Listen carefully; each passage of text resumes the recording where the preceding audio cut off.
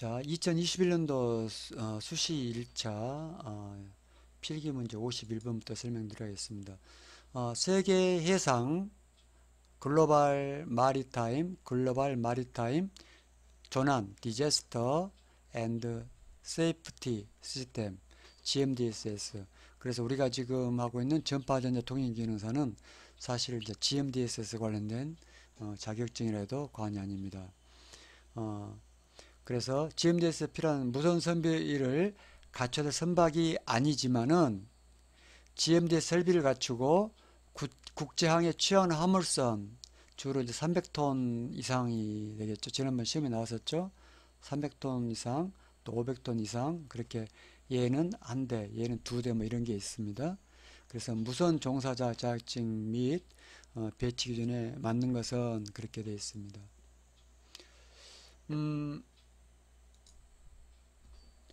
자, 여기도 좀, 이제 우리가 지금 전파전자 통신 기능사를 따는 이유가 이제 그건데요. 지금 답은 이제 이걸로 되어 있습니다. 현재로는요. 비슷하게 나오는데, 이제 한 명만 있으면 된다. 근데 사실 이제 전파전자 통신 기능사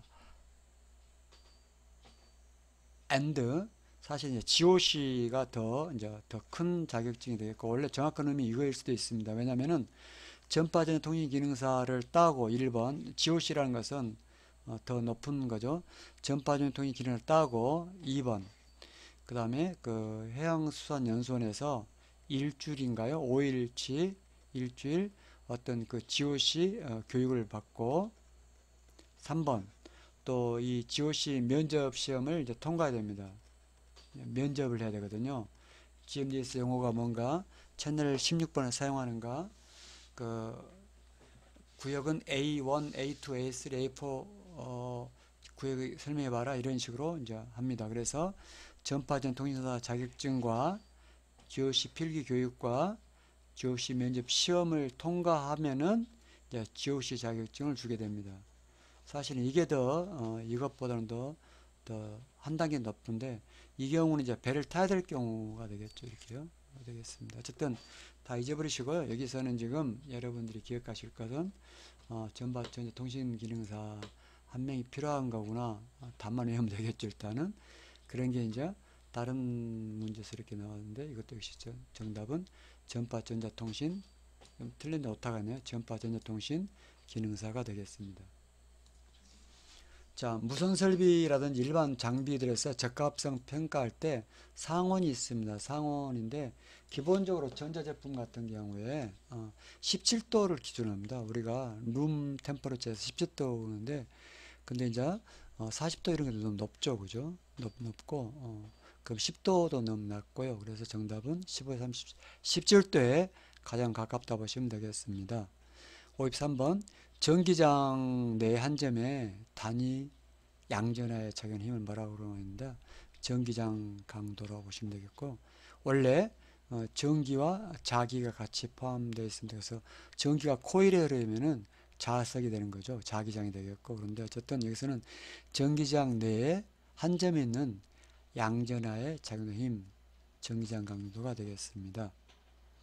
54번 전파법에서 전자파 에너지가 공간으로 전파 여기서 전파라는 것은 옮긴다 전파가 되겠어요. 한자가 좀 다르죠.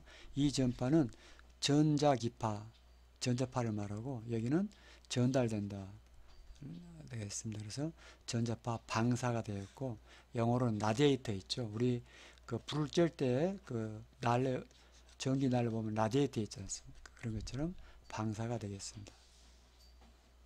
발진은 전파를 발생시키는 거죠. 그럼 발생시키는 거. 회절은 도는 거죠. 이렇게 그 약간 휘는 걸 말해요. 전자파가.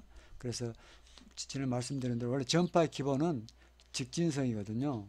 그래서 보이는 데까지만 통신할 수 있는데 보이지 않는 것도 통신하는 이유. 그래서 지구가 여기 둥글어서 배가 여기 육지인데 배가 여기 있다 그러면 원래 통신이 안 돼야 되겠죠. 근데 전자파가 회절하기 때문에 장파나 중파는 약간 이렇게 가면서도 약간 휩니다. 그래서 배는 장파나 중파 그러니까 영어로는 long frequency 중파, medium frequency를 이제 사용하는 이유가 그렇고요. 이제 여기 배하고 여기 육지에는 그러면 안 될 경우는 이제 인공위성을 써야 되겠죠. 이렇게 인공위성을 떠가지고 이렇게 하겠죠. 아니면 어떻게 쓸까요? 지난번에 설명드린 대로 100km, 200km 전리층이 있어가지고 또 전리층을 통해서 이렇게 전리층 반사대에서는 단파도 할 수 있겠죠. 여러 가지 신은 우리에게 여러 가지 은혜를 베풀고 있는 겁니다.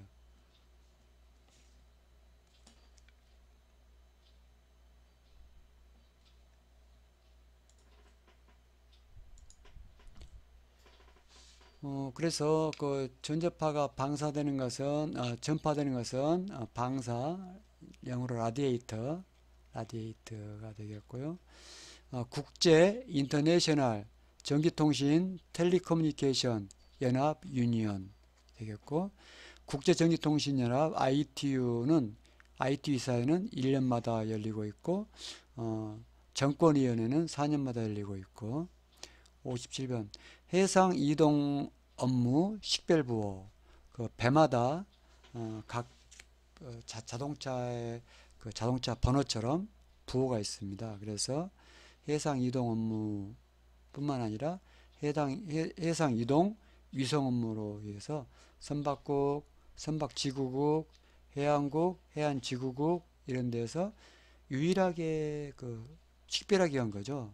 유일한 거겠죠. 중복될 수 없겠죠. 이런 것들을 통해서 하는 게 9개의 숫자로 구성되어 있습니다. 그거 갖다가 우리가 해상 이동, 마리타임, 모바일, 시그니피컨트 인디케이터인가 그럴 겁니다. 그래서 MMSI라고 또 나올 거예요. 또 다른 필기 문제에서요. 해상, 마리타임, 모바일, 식별, 식별이 아마 시그니피컨트인가 뭐 그럴 거예요. 이렇게 중요한 9개다 보시면 되겠고.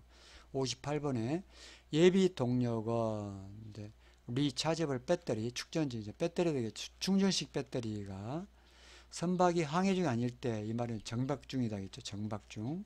항구에 정박 중일 경우에 몇 개월마다 테스트해야 되냐? 1년마다 테스트해야 된다.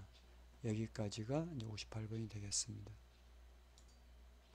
자, 이번 21년도 수시 1차 문제에서는 통신 보안 문제가 2문제밖에 안 나오네요. 보통 3문제 나왔었는데요. 자, 통신 보안의 목적으로 옳은 것은 그랬습니다. 비밀 문서 보관 철저 그 자체 목적은 아니고요. 그 다음에 무선 통신이 이용 중인데 이것도 아니고, 통신 내용을 입수한다 이것도 아니고요. 비밀 누설 가능성, 누가 몰래 듣는 것을 사전에 제거하는 게 가장 큰 통신 보안이 되겠습니다. 통신 보안. 그리고 통신 보안에 대응되는 개념이 있습니다. 통신 보안에 대응되는 개념은 통신 정보라고 합니다. 이것도 가끔 시험에 나오는데요. 보안은 우리가 이제 방패입니다. 방패.